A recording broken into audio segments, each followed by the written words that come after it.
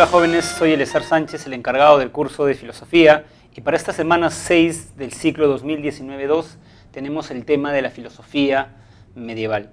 Les recomiendo, para que puedan seguirme con mayor solvencia, que primero vean el video de teoría, porque en este video nos vamos a dedicar exclusivamente a responder las preguntas de esta semana.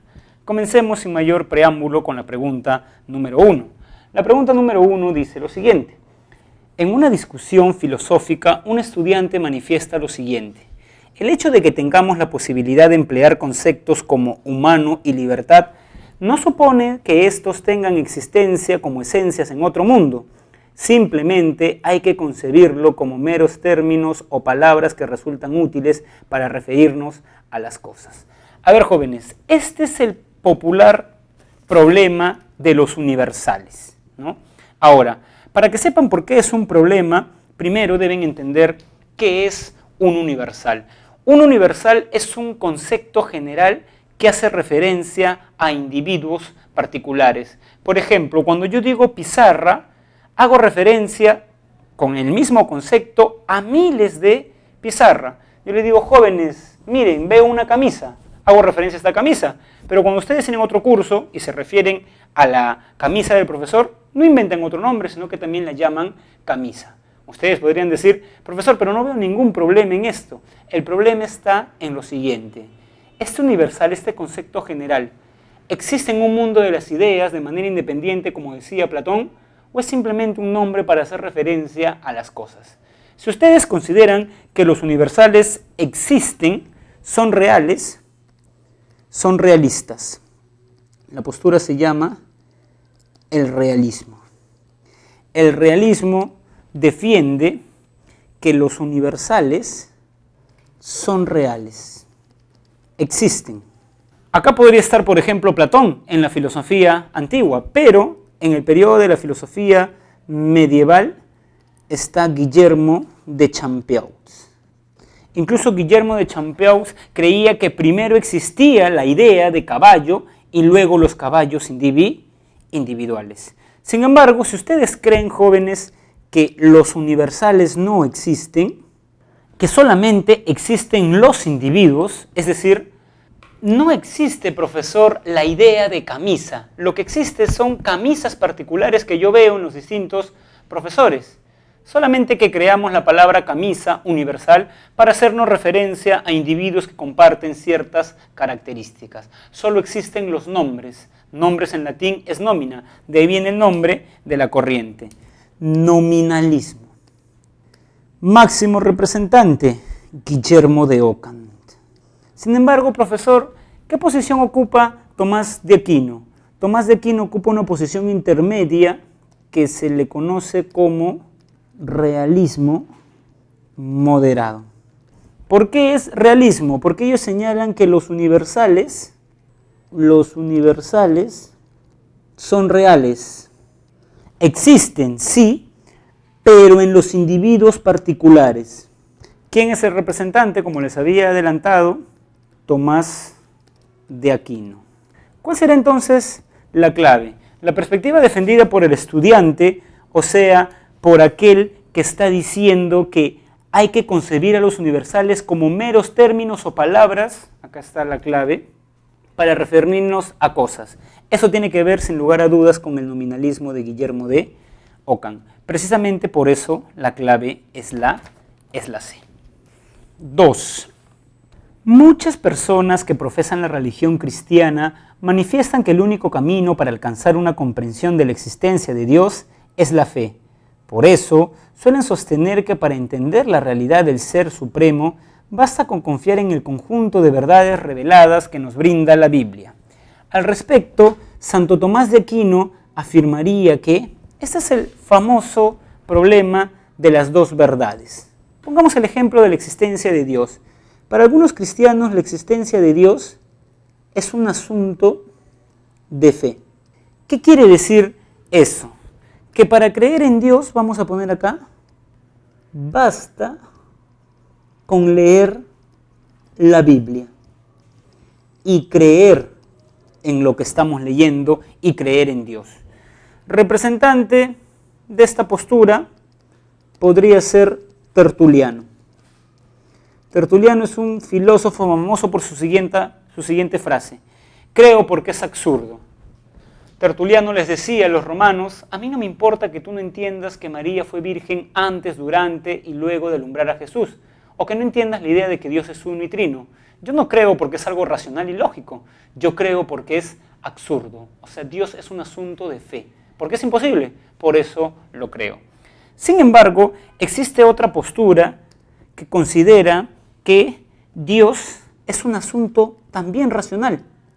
¿Qué quiere decir esto? Que se puede ofrecer argumentos sobre la existencia de Dios. ¿Qué filósofo medieval ofrece 5 vías? Tomás de Aquino. Bien, entonces Tomás de Aquino va a estar acá como representante. Entonces, volviendo a la pregunta nos dice en las últimas líneas que para entender la realidad del Ser Supremo, basta con confiar en el conjunto de verdades reveladas en la Biblia.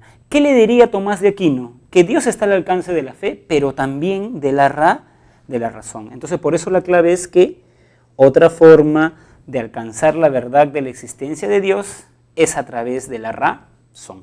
Pregunta 3.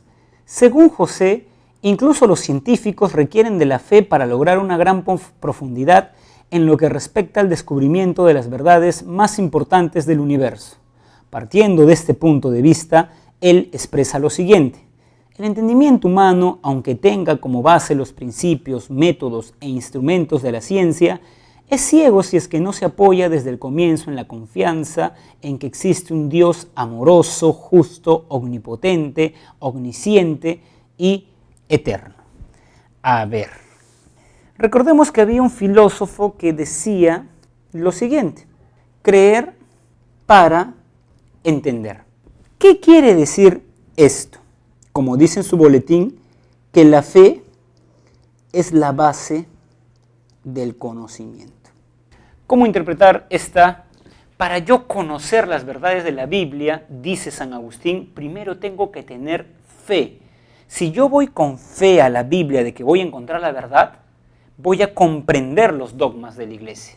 En cambio, si yo voy a la Biblia en actitud problemática y crítica, como filósofo, voy a encontrar muchas contradicciones. Es más bien cuando creo que el entendimiento se apertura a una serie de cosas que si no creyese, no las comprendería. Por eso un ateo, dirían los cristianos, no creen, porque no tienen fe. Y lo primero en el conocimiento es creer que el libro que vas a leer te va a decir la verdad. Y así lo vas a comprender, ¿no? Entonces, eso quiere decir, jóvenes, que creemos para conocer. Y que la fe nos lleva, nos conduce al conocimiento. Y por eso, no es ninguna novedad, que para Tomás la filosofía depende de la teología. ¿Se somete? Claro que sí, depende, ¿no? En ese sentido, podríamos decir que el conocimiento, la ciencia, requiere de la fe. Este filósofo, sin lugar a dudas, es San Agustín de Hipona. Por eso es la clave. Jóvenes, la pregunta número 4 también es la pregunta sobre el problema de los universales. Entonces, por una cuestión de tiempo, lo que he hecho es copiar el esquema de la pregunta número 1 porque es tal cual. Vamos a ver por qué. Dice, el problema de los universales. Recuerden que existen los realistas, los universales son reales, Guillermo de Champeux. Los nominalistas, los universales no existen, son solo nombres, Guillermo de Ockham. Y Tomás de Aquino, que dice que los universales son reales, aunque existen en los individuos particulares. Con este conocimiento resulta sencilla la pregunta número 4. El problema de los universales fue uno de los debates más importantes de la historia de la filosofía y tuvo dos posturas marcadamente opuestas. Algunos sostuvieron que los universales existen y que eran independientes de los objetos concretos. Acá están los realistas. Entonces acá están los realistas, ¿no? Es decir, ¿qué eran? Los universales eran materia, esencias, conceptos o atributos. No materia, no atributos, está entre esencias y conceptos. Sigamos. Otros refutaron estos planteamientos y consideraron que los universales no existen. Acá están los nominalistas. Y que eran meros, la pregunta ¿es nombre o pensamientos? Nombres. Entonces la clave es la alternativa B. A lo largo de la historia han existido teólogos cristianos según los cuales resulta equivocado sostener que la fe y la razón mantienen una estrecha relación a propósito de la búsqueda de ciertas verdades o principios fundamentales acerca de Dios, el alma y la vida en el otro mundo. Por tal motivo, establecieron que una es la vía de la creencia religiosa y otra es la de la investigación de carácter racional. De manera semejante, el filósofo medieval establece una independencia absoluta entre fe y la razón. Este es el clásico problema de las dos verdades. Y tenemos dos posturas. La postura de Tomás de Aquino, que señala que entre verdades de fe y entre las verdades de razón existe un terreno intermedio.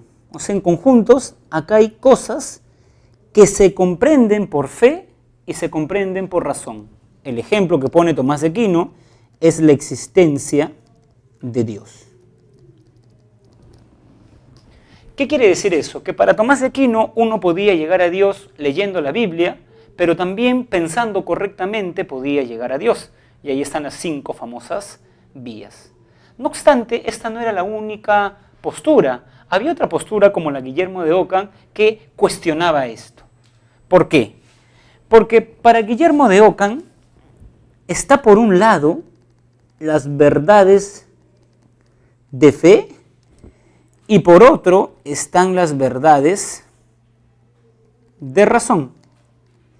Las verdades de fe, por ejemplo, se ocupan de cosas sobrenaturales. Un milagro, por ejemplo. Cómo una mujer puede ser virgen después de alumbrar un niño. Y de estas se encarga la teología. En cambio, las verdades de razón tienen que ver con cosas naturales. Y acá está, por ejemplo, la ciencia y la filosofía.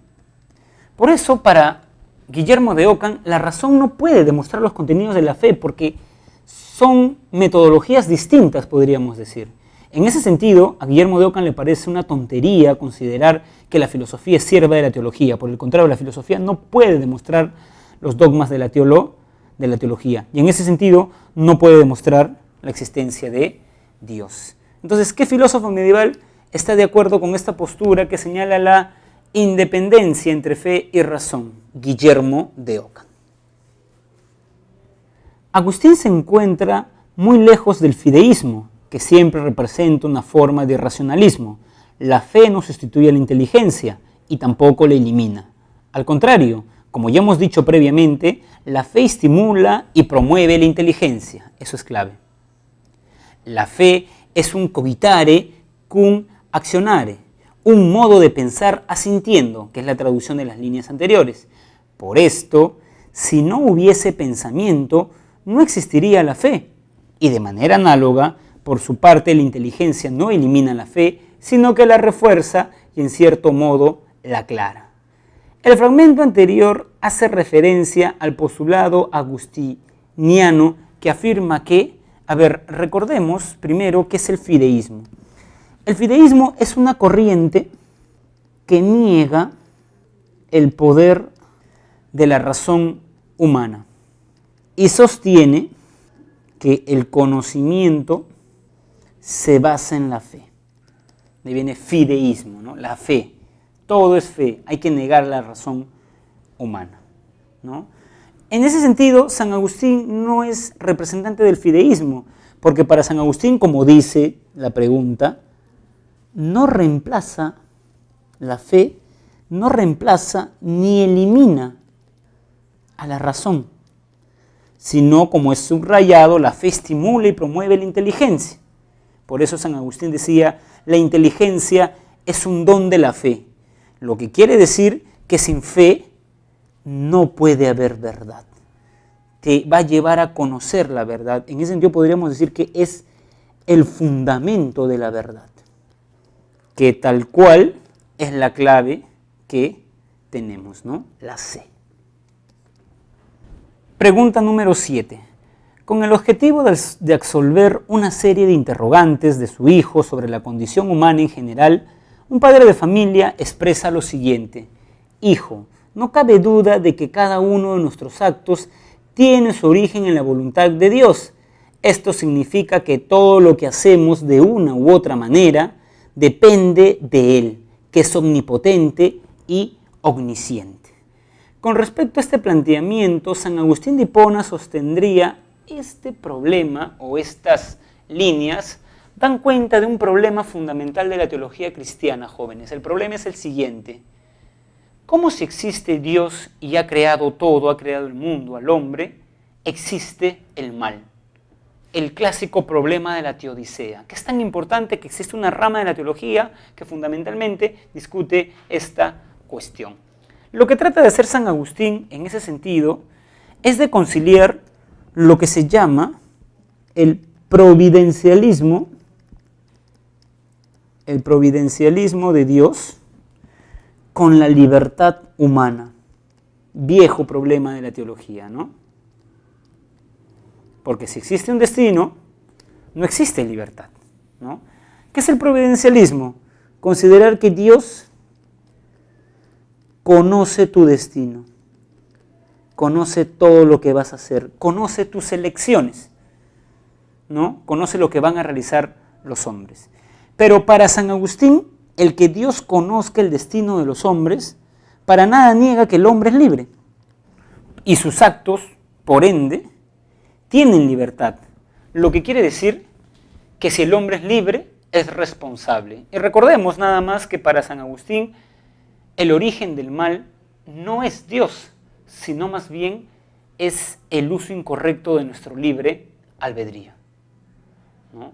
Si una persona como Keiko Fujimori, que ha cometido actos de corrupción, está rezando el día de hoy en la noche, no podría culpar a Dios de su destino, porque ella eligió y eligió mal, diría Dios, ¿no?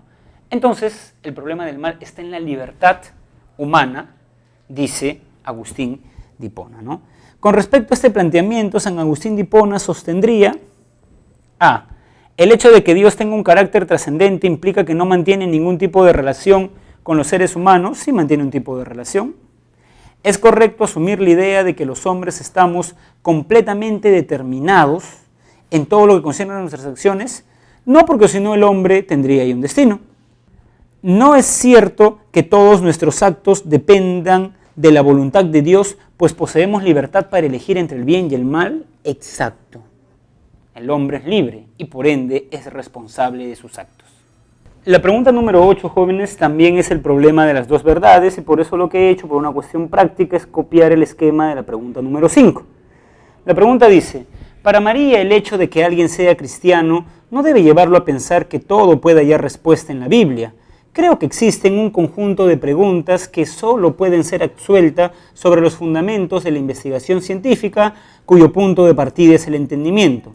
Por ello, si queremos saber cuándo se acercará un cometa, necesariamente debemos recurrir a la astronomía. Nada encontraremos al respecto en la Biblia. Sin embargo, esto no significa, y esto es clave, esto no significa que fe y razón siempre vayan por vías separadas, ya que a propósito de ciertas cuestiones pueden llegar a las mismas conclusiones. O sea, fe y razón pueden llegar a las mismas conclusiones. Esa es la perspectiva de Santo Tomás de Aquino. Por ende, la clave es la A. Bueno, jóvenes, ahora vamos a practicar el texto para entrenarnos en lecturas filosóficas, porque a veces viene en los exámenes de la pre, no tanto, de admisión, sí, ¿no? Muy bien, dice, Dios es la esencia suprema, es decir, la que existe en grado sumo y por tanto es inmutable. Ahora bien, al crear las cosas de la nada, les dio el ser. Acá está la tesis de la famosa creatio ex nihilo. Dios crea el universo a partir de la nada. Dios les dio el ser, pero no un ser en sumo grado, como es Él, sino a unas les dio más ser y a otras menos, creando así un orden de naturaleza basado en los grados de su esencia. Acá está la famosa cadena del ser. Para Agustín, por ejemplo, estaban los animales, el hombre, los ángeles y Dios. Eso es lo que se llama la famosa cadena del ser. Concluyendo, pues, la naturaleza que existe en sumo grado por quien existe todo lo que existe, o sea, Dios. No tiene otra contraria más que la que no existe. Al ser se opone el no ser, o sea, la nada. Dios sería el ser ahora. Por eso, a Dios, esencia suprema y autor de todas las esencias, cualesquiera sean ellas, no se opone ninguna esencia. Que nadie se empeñe en buscar una causa eficiente de la mala voluntad, o sea, ¿quién crea la mala voluntad? La maldad. San Agustín en lo que viene va a decir dos cosas. La primera, que el mal no existe, es ausencia de bien. ¿Existe la oscuridad? No, es ausencia de luz. No es eficiente la causa, sino deficiente, puesto que la mala voluntad no es una eficiencia, sino una deficiencia. Así es, apartarse de lo que es en grado sumo para volverse a lo que es en menor grado. He ahí el comienzo de la mala voluntad. Querer encontrar las causas de estas defecciones, dado que no son eficientes sino deficientes, es como si alguien quisiera ver en las tinieblas. No existe el mal, es ausencia de bien. Entonces la clave es la D. El mal no posee ninguna esencia y por tanto no existe como ser. Entonces, jóvenes, hemos visto las reflexiones de la filosofía medieval y hemos respondido las preguntas y también visto la lectura. Espero que les haya quedado claro los temas de esta semana y ya saben que cualquier duda o comentario lo pueden dejar en el link de este video. Nos vemos la siguiente semana.